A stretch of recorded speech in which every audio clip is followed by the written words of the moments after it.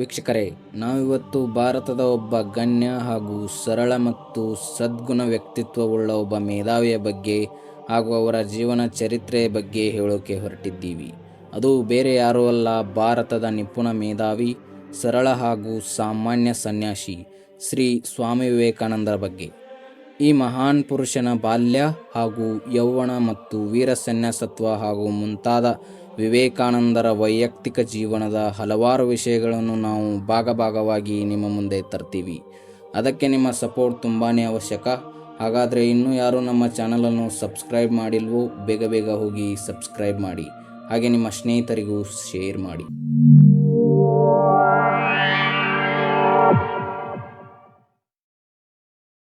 ವೀಕ್ಷಕರೇ, ನಾವು ವಿವೇಕಾನಂದರ ಬಗ್ಗೆ ಅತಿ ವಿಸ್ತಾರವಾಗಿ ನಿಮಗೆ ತಿಳಿಸ್ತಾ ಹೋಗ್ತೀವಿ. ಅದು ಕೂಡ ವಿವೇಕಾನಂದರ ತಂದೆಯಾದ ವಿಶ್ವನಾಥ ದತ್ತರ ಬಾಲ್ಯದಿಂದ. ನೀವು ವಿವೇಕಾನಂದರಲ್ಲಿ ಇಷ್ಟೊಂದು ಆದರ್ಶ, ಪರಿಣಿತಿ ಹಾಗೂ ಆಧ್ಯಾತ್ಮಿಕ ಒಲವು ಹೇಗೆ ಬಂತು ಅಂತ ತಿಳಿಯಬೇಕಾದ್ರೆ ಮೊದಲನೇದಾಗಿ ಅವರ ತಂದೆ ತಾಯಿಯ ಬಗ್ಗೆ ನೀವು ತಿಳ್ಕೋಬೇಕು. ಹಾಗಿದ್ರೆ ಮತ್ತೆ ತಡ, ಬನ್ನಿ ಎಲ್ಲವನ್ನು ವಿಸ್ತಾರವಾಗಿ ತಿಳಿಯೋಣ. ಕಲ್ಕತ್ತಾ ಎಂಬ ಒಂದು ನಗರ, ಅಲ್ಲಿ ಒಬ್ಬ ದುರ್ಗಾಚರಣ ದತ್ತ ಎಂಬ ಸಾಮಾನ್ಯ ವ್ಯಕ್ತಿ.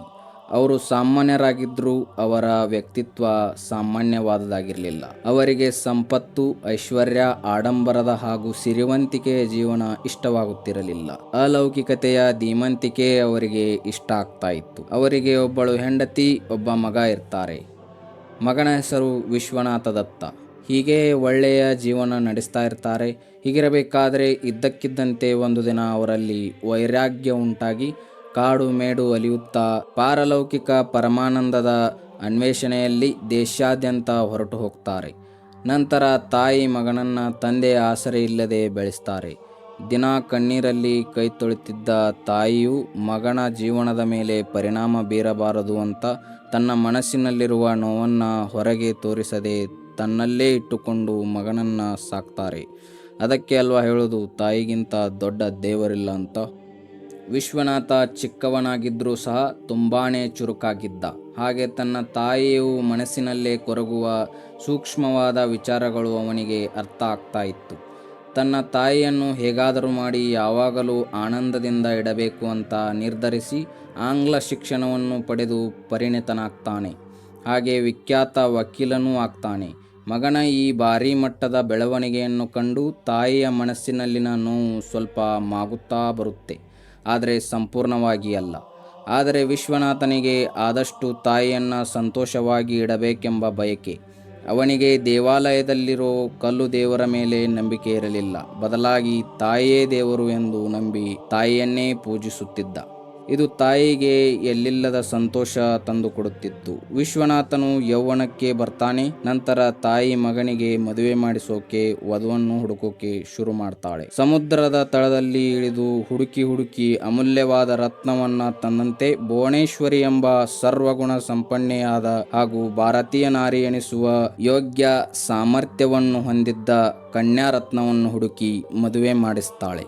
ಮನೆಗೆ ಬಂದ ಕೆಲವೇ ದಿನಗಳಲ್ಲಿ ಭುವನೇಶ್ವರಿ ದೇವಿ ಮನೆಗೆ ಹಾಗೂ ಅತ್ತೆಗೆ ತಕ್ಕ ಸೊಸೆ ಮತ್ತು ಗಂಡನಿಗೆ ತಕ್ಕ ಮಡದಿ ಎನ್ನಿಸ್ತಾಳೆ. ವಿಶ್ವನಾಥರಿಗೆ ದೇವರ ಮೇಲೆ ಭಕ್ತಿ ಇಲ್ಲದ್ದನ್ನು ಅರಿತು ಕಾಲಕ್ರಮೇಣ ಗಂಡನಿಗೆ ದೇವರ ಮೇಲೆ ಭಕ್ತಿ ಬರುವಂತೆ ಮಾಡ್ತಾಳೆ.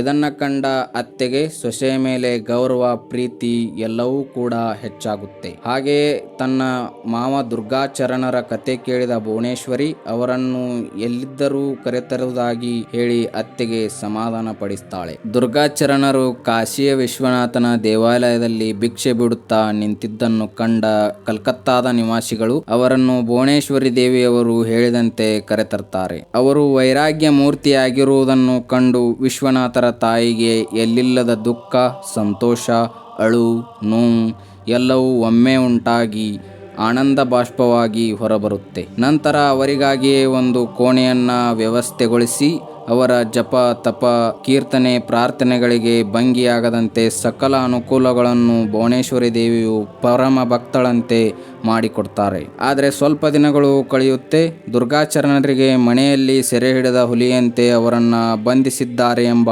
ಭಾವನೆ ಉಂಟಾಗುತ್ತೆ. ಅದರಿಂದ ಅವರು ಉಪವಾಸ ಮತ್ತು ಮೌನ ವ್ರತವನ್ನು ತಾಳುತ್ತಾರೆ. ದುರ್ಗಾಚರಣರಿಗೆ ಏನಾಯಿತು ಎಂದು ಪ್ರಶ್ನಿಸುತ್ತಾರೆ. ಅದಕ್ಕೆ ದುರ್ಗಾಚರಣರು, ನನ್ನನ್ನು ಈಗ ಬಿಟ್ಟು ಬಿಡಿ, ನಾನು ನನ್ನ ಕೊನೆಯ ಕಾಲದಲ್ಲಿ ಇಲ್ಲಿಗೆ ಬರುತ್ತೇನೆ, ಈಗ ನನ್ನನ್ನು ಬಿಟ್ಟು ಬಿಡಿ ಎಂದು ಹೇಳುತ್ತಾ ಸರಸರನೆ ಹೆಜ್ಜೆ ಹಾಕುತ್ತಾ ಗೊತ್ತು ಗುರಿ ಇಲ್ಲದ ದಾರಿಯ ಕಡೆ ಮುಖ ಮಾಡಿ ಹೊರಟು ಹೋಗ್ತಾರೆ.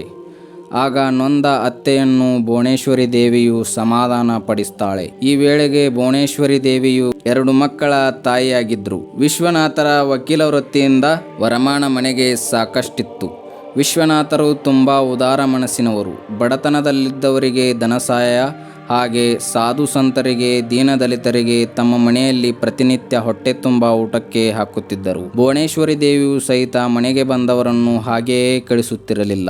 ಎಲ್ಲರಿಗೂ ಅನ್ನದಾನ ಮಾಡಿ ಅನ್ನಪೂರ್ಣೇಶ್ವರಿ ಎಂಬ ಬಿರುದಿಗೆ ಪಾತ್ರರಾಗಿದ್ದರು. ಭುವನೇಶ್ವರಿ ದೇವಿಗೆ ಎಲ್ಲವೂ ಸರಿ ಇದೆ ಎನ್ನುವ ಸಮಯದಲ್ಲಿ ಒಂದು ಯೋಚನೆ ಯಾವಾಗಲೂ ಅವರ ಮನಸ್ಸಿನಲ್ಲಿ ಕೊರೆಯುತ್ತಲೇ ಇತ್ತು. ಅದುವೇ ನಮ್ಮ ವಂಶಾಭಿವೃದ್ಧಿಗೆ ಮನೆ ಬೆಳಗಲು ಒಂದು ಗಂಡು ಮಗುವಾಗಲಿಲ್ಲವಲ್ಲ ಎಂಬ ಚಿಂತೆ.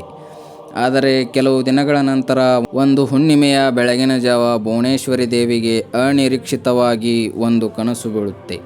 ಆ ಕನಸಿನಲ್ಲಿ ಇದ್ದಕ್ಕಿದ್ದ ಹಾಗೆ ಪರಶಿವನು ಪ್ರತ್ಯಕ್ಷನಾಗಿ ಆಕೆಯ ಕಣ್ಣೆದುರಿಗೆ ಅಭಯ ಹಸ್ತದೊಂದಿಗೆ ಮಕ್ಕಳ ರೀತಿ ಮುಗುಳ್ನಗುತ್ತಾ ನಿಂತಿದ್ದಾನೆ. ಭುವನೇಶ್ವರಿ ದೇವಿಗೆ ತುಂಬ ಸಂತೋಷವಾಗಿ ನಮಸ್ಕಾರ ಮಾಡಿ ಮೇಲೇಳುವಷ್ಟರಲ್ಲಿ ಶಿವನು ಪುಟ್ಟ ಮಗುವಾಗಿ ಮುಗ್ಧ ಮಗುವಿನಂತೆ ಭುವನೇಶ್ವರಿ ದೇವಿಯನ್ನು ನೋಡುತ್ತಾ, ಅಮ್ಮ ಯಾಕೀ ಕಣ್ಣೀರು ಎನ್ನುತ್ತಾ ತನ್ನ ಕೈಗಳಿಂದ ಕಣ್ಣೀರು ಒರೆಸುತ್ತಿದ್ದಾನೆ. ಇನ್ನೇನು ಆ ಬಾಲಕನನ್ನು ಕೈಚಾಚಿ ತಬ್ಬಿಕೊಳ್ಳುವಷ್ಟರಲ್ಲಿ ಎಚ್ಚರವಾಗಿ ಬಿಡುತ್ತೆ. ಕಣ್ತೆರೆದು ನೋಡಿದ್ರೆ ಯಾರೂ ಕೂಡ ಇಲ್ಲ. ಅಲ್ಲಿಯೇ ಪಕ್ಕದಲ್ಲಿ ಮಲಗಿದ್ದ ವಿಶ್ವನಾಥರನ್ನ ಎಚ್ಚರಿಸಿ ನಡೆದದ್ದನ್ನು ತಿಳಿಸ್ತಾಳೆ. ಮತ್ತೆ ಮುಂಜಾನೆಯ ಕನಸು ನಿಜವಾಗುತ್ತದೆ ಅಲ್ಲವೇ ಎನ್ನುತ್ತಾ ಗಂಡನನ್ನು ಕೇಳ್ತಾಳೆ. ಆ ಕನಸು ನಿಜವಾಯಿತು. 1863 ಜನವರಿ 12ರಂದು ಸೂರ್ಯೋದಯದ ವೇಳೆಗೆ ಭುವನೇಶ್ವರಿ ದೇವಿಯು ಒಂದು ಗಂಡು ಮಗುವಿಗೆ ಜನ್ಮ ನೀಡಿದಳು. ಕೊನೆಗೂ ಭುವನೇಶ್ವರಿ ದೇವಿಯವರ ಚಿಂತೆ ದೂರವಾಯಿತು. ಕೊನೆಗೂ ತುಂಟ ಕೃಷ್ಣ ಹುಟ್ಟಿ ಬಂದ ಎಂದು ಎಲ್ಲರೂ ಸಂತೋಷಗೊಂಡರು. ವಿಡಿಯೋ ಇಷ್ಟ ಆಗಿದ್ರೆ ಲೈಕ್ ಮಾಡಿ, ಶೇರ್ ಮಾಡಿ, ಮತ್ತು ವಿಡಿಯೋ ಬಗ್ಗೆ ಏನನ್ನಿಸ್ತು ಅಂತ ಕಮೆಂಟ್ ಮಾಡಿ. ಮತ್ತೆ ಸಿಗ್ತೀವಿ ಮುಂದಿನ ಭಾಗದಲ್ಲಿ. ಅಲ್ಲಿಯವರೆಗೂ ನಮಸ್ಕಾರ.